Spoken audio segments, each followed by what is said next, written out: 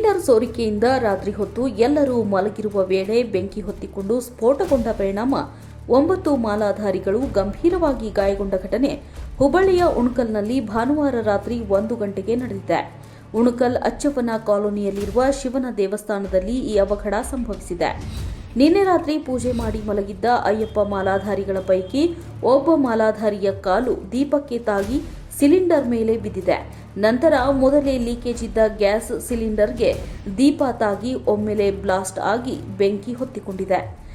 ಅಷ್ಟರಲ್ಲಿ cylinder blast ಆದ ಕೆಲವೇ ಹೊತ್ತಿನಲ್ಲಿ ಎಲ್ಲ ಮಾಲಾಧಾರಿಗಳಿಗೆ ಬೆಂಕಿ ಆವರಿಸಿಕೊಂಡಿದೆ. ಆದರೆ ದುರ್ದೈವದ ಸಂಗತಿ ಅಂದರೆ ದೇವಸ್ಥಾನಕ್ಕೆ ಒಂದೇ ಬಾಗಿಲು ಒಂದೇ ಕಿಟಕಿ ಇದ್ದು ತಪ್ಪಿಸಿಕೊಳ್ಳಲು ಕಷ್ಟವಾಗಿದೆ.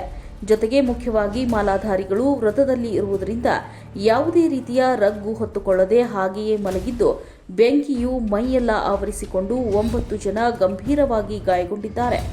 ಅಯ್ಯಪ್ಪ ಮಾಲಾಧಾರಿಗಳು ನೋವಿನಿಂದ ಹೊರಗಡೆ ಅಯ್ಯೋ ಅಯ್ಯೋ ಅಂತ ಓಡಿ ಬಂದು ಕಿರುಚಲು ಆರಂಭಿಸಿದ್ದೇ ತಡ ಸ್ಥಳೀಯರು ಕೂಡಲೇ ಗಾಯಗೊಂಡ 9 ಜನರನ್ನ ಕಿಮ್ಸ್ ಆಸ್ಪತ್ರೆಗೆ ದಾಖಲಿಸಿ ಚಿಕಿತ್ಸೆ ಕೊಡಿಸುತ್ತಿದ್ದಾರೆ. ಒಟ್ಟಿನಲ್ಲಿ ಧಾರವಾಡ ಜಿಲ್ಲೆಯಲ್ಲಿ ಸಿಲಿಂಡರ್ ಸ್ಫೋಟಗೊಳ್ಳಲು ನೇರವಾಗಿ ಅಕ್ರಮ ಚಟುವಟಿಕೆ ನಡೆಸುತ್ತಿರುವ ರಿಫಿಲ್ಲಿಂಗ್ ದಂಧೆಕೋರರು ಇಂಥವರ ವಿರುದ್ಧ ಜಿಲ್ಲಾಧಿಕಾರಿಗಳು, ಸಂಬಂಧಪಟ್ಟ ಅಧಿಕಾರಿಗಳು ಮತ್ತು ಪೊಲೀಸ್ ಇಲಾಖೆ ಸರಿಯಾದ ಕ್ರಮ ಕೈಗೊಳ್ಳಬೇಕು ಮತ್ತು ಇಂತಹ ದುರ್ಘಟನೆ ಆಗೋದಕ್ಕೆ ದಾರಿ ಮಾಡಿಕೊಡದೇ ಇರಲಿ. ಹಾಗೂ 1 ಸಿಲಿಂಡರ್ ಬ್ಲಾಸ್ಟ್ ಆಗಿ ಈ ತರ ಘಟನೆಯಾಗಿದೆ. ಸಾವಿರಾರು ಸಿಲಿಂಡರ್ಗಳ ಕಥೆ ಹೇಗಿರಬಹುದು? ಇಡೀ ಧಾರವಾಡ ಜಿಲ್ಲೆಯಲ್ಲಿ ಒಬ್ಬರು ಇರೋದಿಲ್ಲ.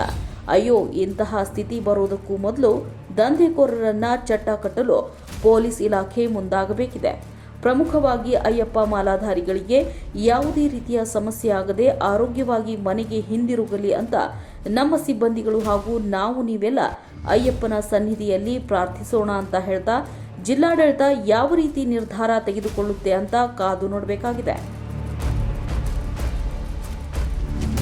ನೀವು ನೋಡ್ತಿದ್ದೀರಾ, ಇದು ನ್ಯೂಸ್ 88 ಕನ್ನಡ, ಸುದ್ದಿಯ ಜೊತೆ ಸದಾ ನಿಮ್ಮೊಂದಿಗೆ.